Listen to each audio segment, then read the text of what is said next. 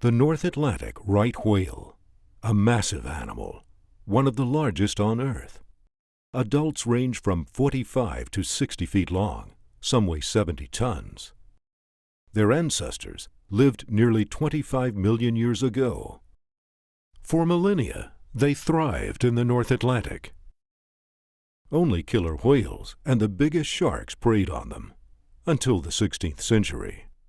For the next 200 years, the whaling industry hunted the animal to near extinction. Indeed, that's how the right whale got its name. Hunters saw they were slow, 5 knots tops, and unlike any other species of whale, they floated when they died. They were, in fact, the right whale to kill. Nearly 70 years ago, the nations of the world, seeing the decimation and dwindling numbers, decided to take action. They banned the hunting of the right whale. Today, maybe as few as 325 North Atlantic right whales remain. No one's sure if their numbers are stable or in decline.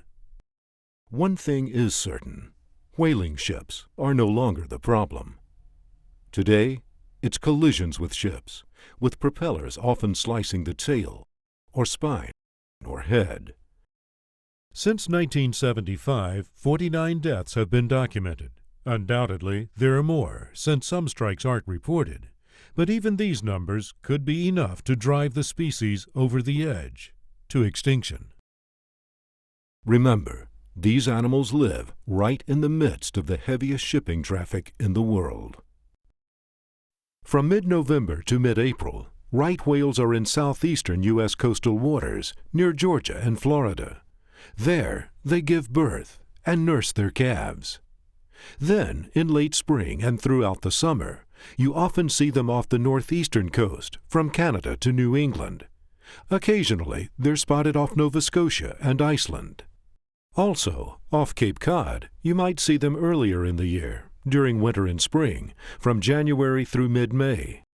And somewhat overlapping those times, from November through April, right whales are likely found somewhere in between, in the mid-Atlantic.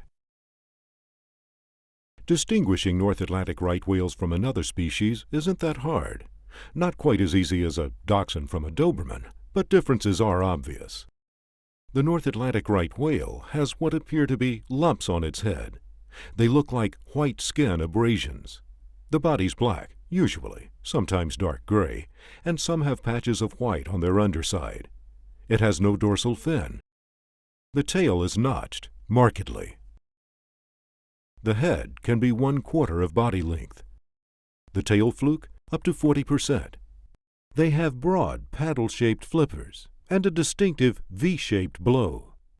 Still, large as they are, the right whale can be difficult to spot.